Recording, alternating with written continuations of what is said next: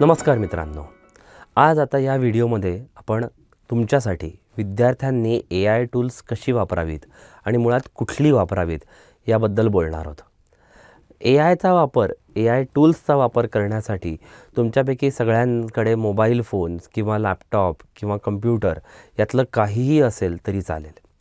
हे येण्यासाठी आणि ही टूल्स वापरण्यासाठी तुम्हाला काही प्रोग्रॅमिंग आलं पाहिजे याची अजिबात गरज नाही. एखादं AI ॲप्लिकेशनचे आपण युजर्स आहोत, प्रोग्रॅमर किंवा कोडर नाही, ही आपल्याला लक्षात घेण्याची गरज आहे. हे होताना आणि ही टूल्स वापरत असताना इंटरनेट असलेली कुठलीही device, mobile, laptop, desktop, tablet यापैकी काहीही तुमच्याकडे असेल तर ही टूल्स तुम्ही वापरू शकता. सगळ्यात पहिलं टूल, याचं नाव आहे डिओलिंगो.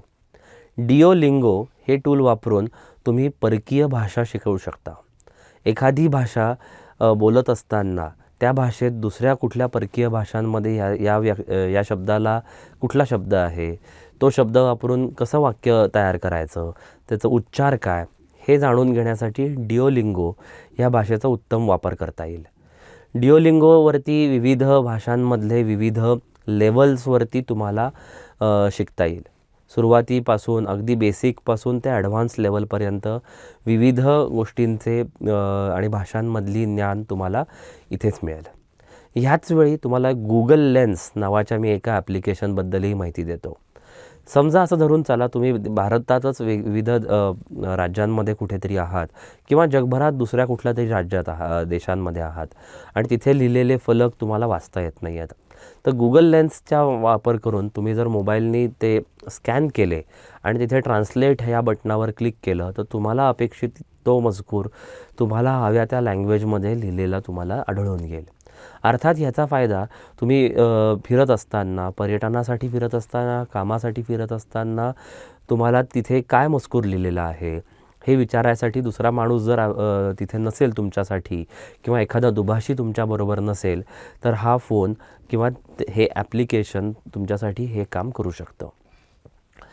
पुढे जाऊन आपल्याला विविध विषयांवरचं छोटे खानी ज्ञान घ्यायचं असतं. म्हणजे एक्सेल कसं बनवू, मोबाईल ॲप कसं बनवू, इथपासून ते एखाद्या विषयातलं जुजबी ज्ञान आपल्याला हवं असतं. यासाठी ऑनलाईन एक मोठा कोर्स करायची खरं तर गरज नसते, पण त्याचं काहीतरी साचेबंद जर उदाहरण आपल्याला मिळालं, त्याचं जर साचेबंद माहिती जर आपल्याला काही मिळाली तर आपल्याला नक्कीच हवी असते.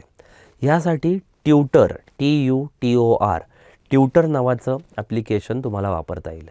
ह्या ट्यूटर नावाच्या ॲप्लिकेशनमध्ये तुम्हाला हवे असलेल्या विषयातली साचेबंद विषयाची मांडणी केलेले कोर्सेस तुम्हाला दिसतील.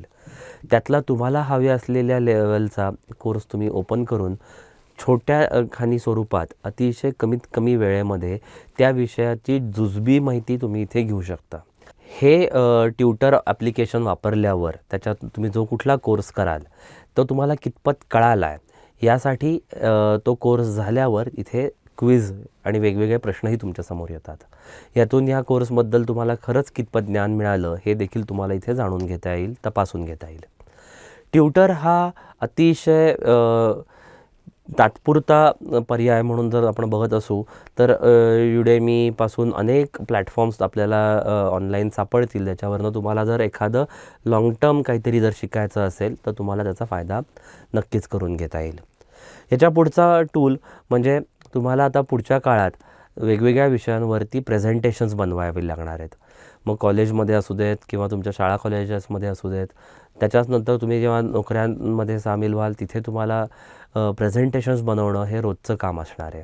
आता AIचा वापर करून टोम, TOME या ॲप्लिकेशनद्वारे तुम्ही अतिशय क्षणार्धात विविध विषयांवरचं पहिल्या मसुद्यासारखं प्रेझेंटेशन बनवून घेऊ शकता. मी जाणून बुजून पहिला मसुदा हा शब्द इथे वापरतो आहे. हे बनलेलं प्रेझेंटेशन अंतिम प्रेझेंटेशन नाही तर पहिला ड्राफ्ट, पहिला मसुदा म्हणून आहे हे लक्षात घेऊयात. त्याच्यावरती त्यांनी तुम्ही सांगितलेल्या विषयावरती बनवलेलं प्रेझेंटेशन बघून तुम्हाला हवे असलेले पॉईंट्स त्याच्यात ॲड करणं हे तुम्हाला करावंच लागेल. मी त्याच्यासाठी शब्द वापरतो की तुम्हाला तुमचे संस्कार त्या प्रेझेंटेशनवर करावेच लागतील आणि तरच हे प्रेझेंटेशन पूर्णत्वास जाईल. अन्यथा ते अतिशय वरवरचं प्रेझेंटेशन राहील.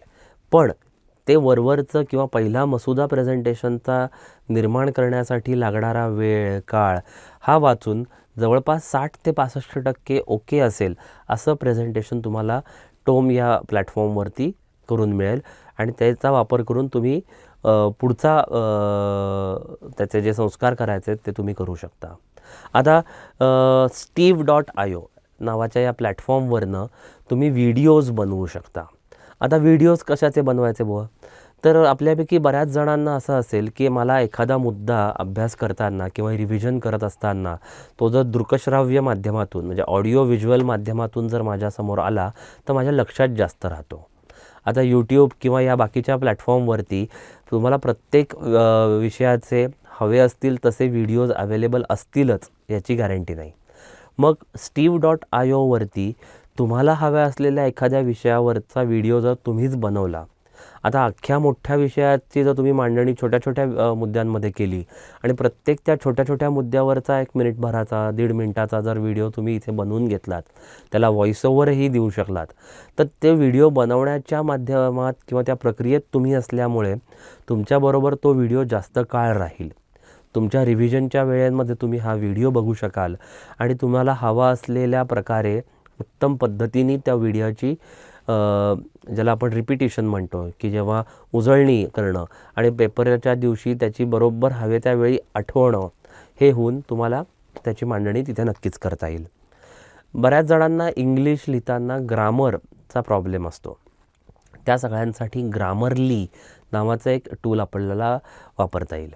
गुगलमध्ये एक्सटेन्शन म्हणूनच हे तुम्हाला ॲड करता येईल, जेणेकरून तुम्ही जो काही मजकूर लिहिताय, मग वर्डमधला असेल किंवा गुगल डॉकमधला असेल, ईमेलचा असेल किंवा कुठलाही असेल, त्याचं ग्रामर व्यवस्थितपणे मांडलं आहे का हे त्या क्षणी रिअल टाईममध्ये चेक करणारं हे ॲप्लिकेशन आहे.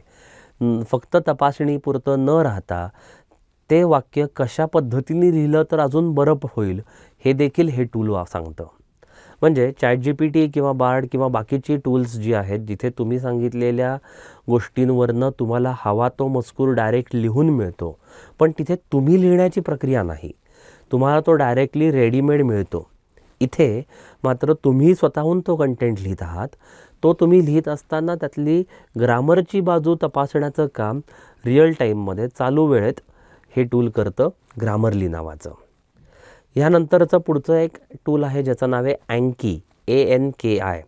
आपल्यापैकी बऱ्याच जणांना जसं मगाशी म्हणलं की व्हिडिओमार्फत काही गोष्टी लक्षात राहतात, तर काही जणांना चित्र स्वरूपात असेल किंवा डायग्रॅम स्वरूपात असेल, चार्टच्या स्वरूपात असेल तर ते लक्षात राहण्यासाठी फायदा होतो. इंग्लिशमध्ये याच्यासाठी फ्लॅश कार्ड हा एक खूप उत्तम शब्द वापरला गेला की तुम्हाला एखादी कन्सेप्ट, एखाद्या विषयातली एखादा मुद्दा लक्षात ठेवायचा असेल तर तो मुद्दा तुम्ही जर एखाद्या चित्राच्या स्वरूपात, एखाद्या तक्त्याच्या स्वरूपात काढला, त्याचे सगळे कंगोरे जर त्या एकाच गोष्टीवरती तुम्ही मांडू शकलात तर तो तुमच्यासाठी लक्षात राहायला बराच काळ तुमच्याबरोबर तो राहील. ह्याच प्रकारे जर आपण फ्लॅश कार्ड बनवून आपल्याला उजळणीसाठीचा कंटेंट या अँकी या ॲप्लिकेशनद्वारे जर बनवला तर पुन्हा रिव्हिजनच्या दिवसांमध्ये, परीक्षेच्या आदल्या दिवशी त्याची उजळणी करण्यासाठी खूप जास्त फायदा होऊ शकतो. अँकी हे टूल फ्लॅश कार्डसाठी आहे हे लक्षात ठेवूयात. पुढचं आहे ज्याचं नाव आहे डॉक्टरीना, DOCTRINA, डॉक्टरीना. एखाद्या विषयातला तुम्हाला जर एखादी असाइनमेंट करायची असेल किंवा एखाद्या चालू असलेल्या वर्गातल्या नोट्स तुम्हाला हव्या असतील, एखाद्या विषयाच्या नोट्स तुम्हाला बनवून हव्या असतील किंवा एखाद्या विषयावरचा निबंध, एसे लिहून हवा असेल तर डॉक्टरीनासारखं टूल तुमच्यासाठी अतिशय महत्त्वाचं येईल. एखाद्या मुद्द्यावरती जो अतिशय तांत्रिक आहे किंवा एखादा समजायला खूप अवघड विषय आहे, ह्याच्या सोप्या भाषेत नोट्स लिहून हव्या असतील तर इथे हे डॉक्टरीना नावाचं ॲप्लिकेशन तुमच्या कामी येऊ शकतं. गणित किंवा विज्ञान, मॅथ्स किंवा सायन्स यामधल्या जर काही क्वेरीज असतील, यामधल्या जर काही डाऊट्स असतील आणि ते जर तुम्हाला कसे एकमेकांपर्यंत पोचवायचे आणि त्याचं व्हिज्युअलायझेशन ते आपल्याला कळतच नाही आहे की ते कसं होईल, त्यासाठी क्वेरियम, QUERIUM, क्वेरियम नावाचं ॲप्लिकेशन आपल्यासाठी आहे. इथूनच पुढे जाता जाता तुमच्यापैकी बऱ्याच जणांना हे जाणवू शकतं की बाबा इतके विषय आहेत, या सगळ्या विषयांचा कसा अभ्यास करायचा, याचं टाईम टेबल कसं मांडायचं, आधी काय करायचं, शाळा आहे, हा क्लास आहे, तो क्लास आहे, त्यामध्ये बाकी काही आपल्या अवांतर गोष्टी चालू असतात, या सगळ्यांचं मॅनेजमेंट कसं करायचं, दिवसाचं माझं मॅनेजमेंट कसं करू, यासाठी एक अतिशय उत्तम क्लिकअप नावाचं एक ॲप्लिकेशन तुम्हाला मिळेल. या क्लिकअपवर तुम्ही तुमच्या सगळ्या गोष्टींची जर माहिती दिली तर ते क्लिकअप जणू या प्रोजेक्टची मॅनेजमेंट कशी करायची ह्या स्वरूपात आठवड्याचं टाईमटेबल तुमच्यासमोर मांडून देऊ शकेल. तुम्ही त्याची मदत घेऊन तुम्हाला हवे ते चेंजेस त्याच्यात करू शकता आणि त्या नुसत्या मॅनेजमेंटपर्यंत किंवा त्याचं एक तक्ता तयार होण्यापर्यंत न राहता हे पुढे जाऊन त्याची तुम्हाला आठवणही वेळोवेळी करून देतं की आज हा दिवस आहे, आज हे झालं पाहिजे, उद्या हे झालं पाहिजे, आत्ता यावेळी हे करायचं आहे, अशी ह्याची मांडणी इथे आपल्याला दिसू शकते. पुढे जाऊन नजीकच्या काळानंतर कॉलेजेसपर्यंत तुम्ही ही ॲप्लिकेशन्स वापरूच शकता आणि त्यानंतर पुढच्या आयुष्यात येणारी नोकरी नावाच्या गोष्टीसाठी तुम्हाला किंवा इंटर्नशिप नावाच्या गोष्टीसाठी तुम्हाला तुमचा रेझ्युमे CV बनवायला लागेल. याच्यासाठी रेझ्यूम मेकर नावाचं ॲप्लिकेशन आपल्यासाठी कामी येईल. रेझ्यूम मेकरद्वारे तुम्ही तुमचा रेझ्युमे बनवू शकता. त्याला तुम्ही तुमच्या कलागुण, तुमचे मार्क, तुम्हाला काय विषयांमध्ये आवड आहे, रुची आहे, तुमच्याबद्दलची माहिती पुरवली की हे ॲप्लिकेशन तुमच्यासाठी तुमचा रेझ्युमे बनवून देईल. त्याचबरोबर तुमचा आधी जर एखादा रेझ्युमे तयार असेल तो तुम्ही इथे रेझ्यूम मेकरला दिला तर त्या रेझ्यूम मेकरद्वारे तुमच्या आत्ता असणाऱ्या रेझ्युमेचं तपासणी होऊन त्याच्यात काय चुका आहेत, काय सुधारणा आहेत हे देखील हे टूल तुम्हाला सांगू शकेल. पुढे येतो तुमच्यापैकी काही जणांना परदेशी जाऊन शिकायची इच्छा असेल किंवा तुमच्यापैकी काही जणांना पोस्ट ग्रॅज्युएशन करायची इच्छा असेल. या दोन्ही वेळीस स्टेटमेंट ऑफ पर्पज किंवा कव्हरिंग लेटर नावाचा एक प्रकार आपल्या सगळ्यांना सामोरे जावा लागतो आणि ह्याच्यामध्ये तुम्हाला हे का करायचं आहे, हे शिकण्यासाठी तुम्ही सर्वोत्तम विद्यार्थी का आहात, तुमच्यामध्ये असे काय कलागुण आहेत जे बाकीच्यांमध्ये नाहीत, अशा विविध प्रकारच्या गोष्टींबद्दलची उत्तरं आणि त्याच्यावरूनची मांडणी ह्या स्टेटमेंट ऑफ पर्पजमध्ये करावी लागते. ह्याच्यासाठी SOP ESSPYY ह्या SOP नावाच्या प्लॅटफॉर्मवरती तुम्हाला ह्याची मांडणी करून तुमच्याबद्दलची माहिती देऊन अतिशय समर्पकपणे हे प्लॅटफॉर्म, हे टूल तुमच्यासाठीची ही माहिती लिहितं. अर्थात ही एडिटेबल असते, ती तुम्हाला हवी तशा पद्धतीने तुम्ही बदलू शकता. यातलं पुढचं एक अतिशय उत्तम फीचर की तुम्ही अमुक एका युनिव्हर्सिटीसाठी जर प्रयत्न करत असाल किंवा अमुक एका विशिष्ट कोर्ससाठी प्रयत्न करत असाल तर त्याच्यासाठी आणि त्याला अनुसरून तुमच्यामधले असलेले गुण हायलाईट करून देखील कव्हरिंग लेटर आणि स्टेटमेंट ऑफ पर्पज लिहिण्याचं काम हे टूल करतं. ह्याच्यात पुढचं एक टूल आहे ज्याचं नाव आहे ऑटर. ऑटर हा प्लॅटफॉर्म तुमच्या चालू असलेल्या एखाद्या क्लासमध्ये किंवा तुम्ही एखादं ऑनलाईन सेशन अटेंड करत असाल त्या ऑनलाईन सेशनमध्ये नोट्स काढण्याचं काम हा प्लॅटफॉर्म करतं. Otter OTTER. एखादं सेशन चालू आहे आणि त्याच्यात प्राध्यापक शिकवत आहे तेव्हा त्याच्याकडे, त्या प्राध्यापकाकडे लक्ष देण्याबरोबर त्याचवेळी नोट्स काढून घेणं हे जर आपल्याला जमत नसेल किंवा त्याच्यामध्ये खूप वेळ जात असेल तर ऑटरसारख्या प्लॅटफॉर्मचा वापर करून महत्त्वाच्या मुद्द्यांच्या नोट्स आपल्याला काढून मिळतात.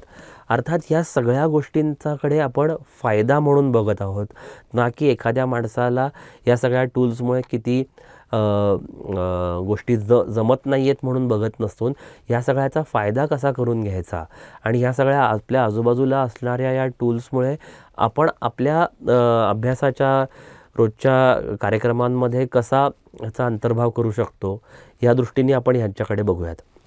यातलंच पुढचं एक टूल आहे ज्याचं नाव आहे सोनारा नावाचं टूल आहे. SONARA. मगाशी रेझ्युमेचा मी जेव्हा उल्लेख केला तेव्हा त्याच्याचबरोबर तुम्हाला जर विविध क्षेत्रांमधल्या नोकऱ्यांबद्दलची माहिती हवी असेल की कुठल्या क्षेत्रात, कुठल्या शहरात नवीन लोकांसाठी किंवा अनुभवी लोकांसाठी कुठल्या नोकऱ्या अवेलेबल आहेत, ही जर माहिती शोधायची असेल तर आर्टिफिशियल इंटेलिजन्सचा वापर करून सोनारा या टूलद्वारे तुम्ही तेही करू शकता.